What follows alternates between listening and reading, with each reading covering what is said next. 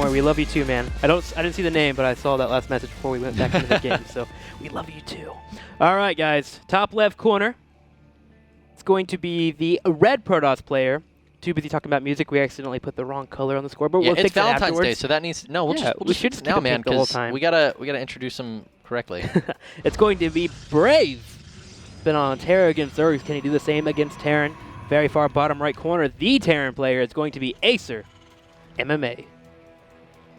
Now, we've been saying it for a little bit. Braves builds against the Zerg were quite unconventional. It's not actually a build that I have seen before, but it was really, really cool. Yeah, there was, a 4-gate. It was literally 4-gate +1 and Immortal Sentry all in, had a baby, and its name was Brave. It's a little bit of a play. A good 7-8 months ago, there was a 4 sentries. You move across the middle of the map and you whip in 4 zealots, and that was just a more powerful build that he pulled out. It was actually that Brave pulled out than the one that was about 7 to 8 months ago. Well, what he was doing was actually 2 sentries so that he could save the gas to make the extra immortals. And then he did the +1. Yeah, he did the +1 zealot attack with the 2 sentries. And then he followed it up with 4 immortals and a billion sentries. It was awesome. Hey man, sometimes you gotta +1 armor. You gotta look at your old builds, put a little bit of variation into them, and suddenly they become a little bit stronger in a metagame. So what a great build to bring out on Valentine's Day. Yeah, man. As I was saying, it's the baby between 2 builds. Did you know that in Australia they're giving away free cribs? Are they really? For babies born 9 months from today.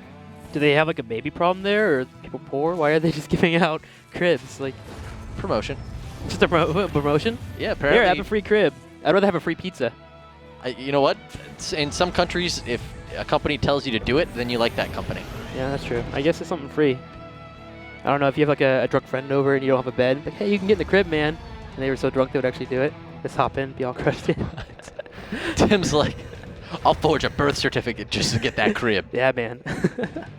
All the ladies love me. And MMA is also not a Zerg, guys. Jeez, what? Man. Yep. No, but throwing the only thing they've been bringing out against Brave has been Zergs. He's not a full Zerg team. Are you telling me there's a Terran? Oh, goodness. We really suck at scoreboards. Yeah, we're learning now. We've been learning for a month. We'll never get it right, man. Never. All right, so both players have opened up with 1 base. We do have a follow-up into a command center here for MMA, though. Just playing a little bit on the safer side. Hasn't grabbed a gas, so it was a 1 racks into an expand. Brave, on the other hand, looks to be wanting to get a little on the aggressive side here. He has a pile in the very far top left corner. The question is, what is he going to go for? Could it be a proxy robo? It's 4-gate, Tim. It's 4-gate? No, he's going for the Nexus. No. Oh, interesting. So why does he have a pylon up there? It looks like he's just doing a preemptive possible drop it come later on. He just wants to put a pylon up there. Nobody would ever check up there for a pylon unless they were trying to be sneaky. The thing is, if MMA does a fast scan or anything, I don't know why it would, or gets a scout out into the main, if you don't see 3 pylons there around this time, you can assume there's a proxy somewhere. But again, the follow-up in the Nexus is just, it's interesting. It just looks like he wants to have that scouting available in the top left corner. MMA going for a very fast 3rd base here. But notably, Brave has followed up with 2 fast gateways. What we're going to be looking for is whether he opts to build a Robo here. Robo or a Twilight Council. If he does, he won't be pressuring as hard with these. Let's look at his chrono. None. And okay, so as of now, he's not pulling any chrono boost, which leads me to believe he probably is going to go for a Robo or a Twilight Council to follow this up. But, you know, it's tough to tell from the 2 gases. Of course, he can use them to make, you know, sentries. And there it is, the Robo. If instead there was, you know, 50, 60 chrono boost on this right now, then it's much more likely he's actually just going to chrono these gateways, pump out a ton of units, and go for a fast attack, which could have killed MMA, to be completely honest. But with the Robo, Brave's actually playing a little conservative here versus MMA. I mean, Robin, if you disagree with me, say it, but I think Brave is playing too passive. He does play a little bit on the passive side. The question is, does he think that he can get War Prism play to happen? It's not very strong against Terra, just for the mere fact that they normally, when they go for an expansion, they follow up into 2 racks anyway, so they'll have Marines on the field. So you can potentially set that Warp Prism really quickly. And look at that, we already have the 2 racks here, and they start pumping out Marines. So yeah, you could catch a Warp Prism pretty quickly. That would be crazy if we actually saw that from Brave. Put the same like kind of pressure on his opponent. It's not 4-game +1. It should just be an observer. Yeah, it should be. He gets just enough money and get himself a little bit of information, queuing it up to actually not to MMA's base. I'm not sure where that is pointing. I'm not following it. I won't do it. I'll resist the temptation. Second bunker going out for MMA though. He's gonna play it a little bit safe. Stim pack has been queued up as well, moving into factory. Been playing a little bit of Terra, man. It's really hard. Like for a Zerg player, going straight into Terra, and the mechanics are so different. I found myself. I've been playing them exclusively in Heart of the Swarm as well. So hard. The supply blocks. I keep getting supply blocked all the time, and all my builds don't make any sense. I found you just want to. Terrans are pretty consistent in how quickly your supply rate goes up. It does increase, but it increases like pretty linearly. It just scales, you know, faster and faster and faster. So in the beginning, you make a supply depot, you know, every like minute or two, and then eventually you're dropping a supply depot every 30 seconds or every 40 seconds, and then towards the end you're dropping a supply depot like every 20 seconds, and then you're not building them anymore because you're done. But yeah, it's this steady incline where you just, it's like running on a treadmill, but starting off and you haven't, you know, started your Red Bull, and towards the end now you're finished your Red Bull and you're just all full out sprint. Why are you drinking Red Bull, man? That's too much sugar. That's what I do when I exercise, man. No, you get the sugar free. Oh, sugar free. Okay. You're okay. Well, third command center is on the way. I know you like Zions. I do love Zions. I'll say it every day for the rest of my life. Brave gets a full scout on the main natural. He even sees that third floating over, so he has a full timing on what exactly MMA is going for. He sees all the racks. He sees a majority of racks too. He saw the engineering bay, so he knows +1/1 is on the way. And so behind this, he's grabbing a third, and he's moved straight into Colossus Tech. He's put the robotics bay up. If you ever have Mass Marine, you immediately put down the robotics bay, man. It's the best option you're going to have available to you. Of course, you could go for Storm, but Colossus is guaranteed damage. No, lots of bio on the field for MMA, without a doubt. You know, all these barracks getting ready to wrap up, so definitely a great call there. And he saw the double reactor. And that's a huge indicator that MMA is going to be extremely Marine heavy. Let's take a look. 2 tech labs, though, and that could balance out things a lot for MMA. Certainly can, man. Start pumping out those Marauders. That's one thing I did learn playing Terra. Marauders are really good against Protoss. So yeah, it's going to be so good. So good. Spider-Man's pretty good, too. It's going to be interesting to see, actually, if Brave goes for heavy Zealot comp here. You know, what's the distribution that he opts to go for, but his upgrades will be lacking, Robin, as he had a Forge. Did it research?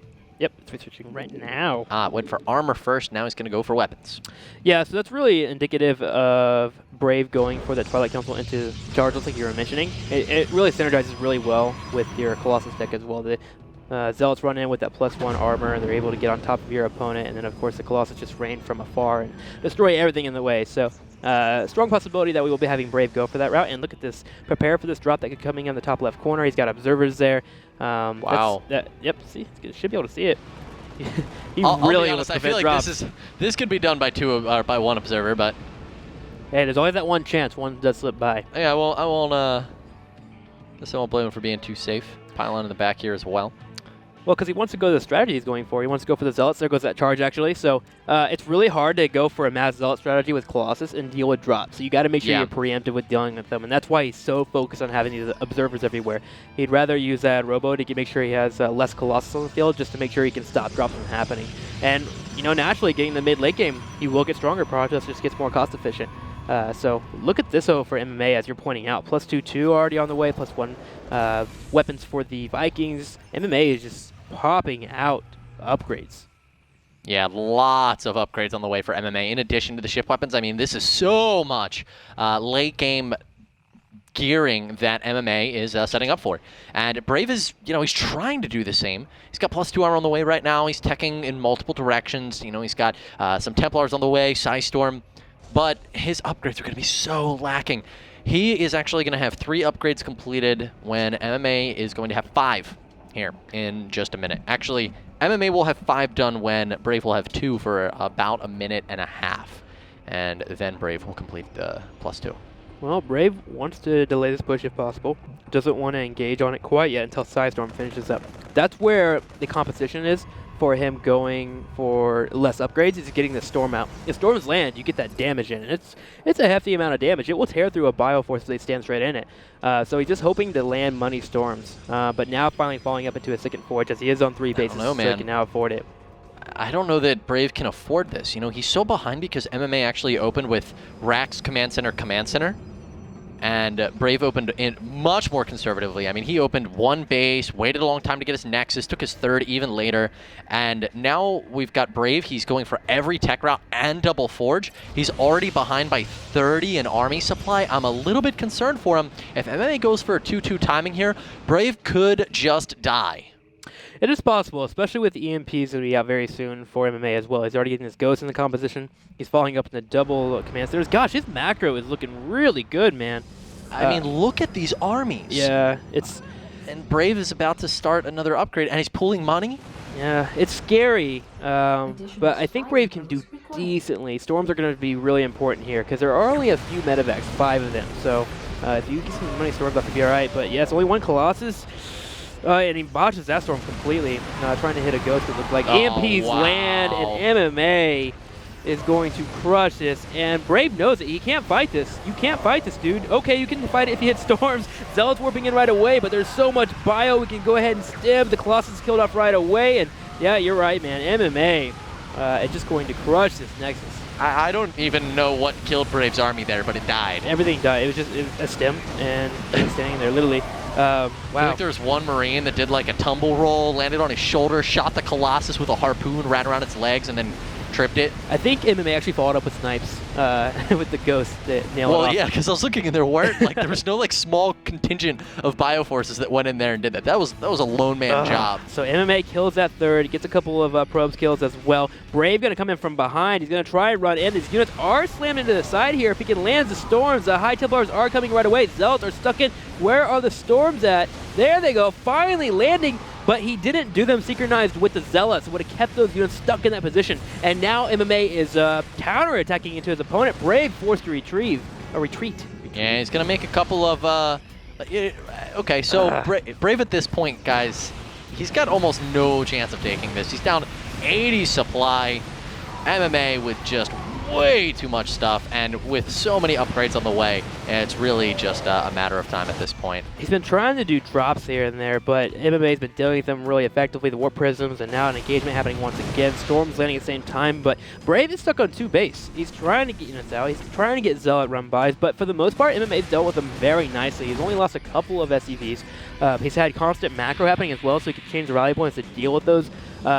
MMA is on fire right now. Jesus, 177 to 101 supply. We got a huge macro advantage, and then Brave kind of late in the game decided, oh, I'm going to, tech in many, many directions. I'm going to go for double forge, and it was just a little bit, I mean, yeah, it was just late. It was just, MMA's macro honestly just won in this game, and Brave was unable to catch up. Time to stim to win, man. Charging forward, MMA is medevacs here as well. There are some units in the top right corner too, coming and getting some free shots on that Colossus. It implodes immediately here. GG from Brave. MMA tying the series 3-3. As we would have expected, Brave showing expertise in his Protoss versus Zerg matchup, but honestly unable to give MMA much of a contest there. I think it can be said. MMA, man, he's been playing, dude. He's good. That macro was it's ridiculous. Not that Brave is bad. Brave played incredibly well, took all 3 of those wins for his team, but just didn't have what it took to stand up to MMA. Beastin', man. Well, guys. Who can is the question. Who's coming next? Who is it? Do you know? Let's take a look. Let's take a look at the next replay. It's going to be MMA versus... These screens don't load. Tassadar is coming out for NSHOseo. We'll see if he can do it. The map is going to be Atlantis Spaceship. Let's get to a quick commercial break, and then we'll be back. 2 minutes, guys. I'm excited to see what's going to happen on the other side.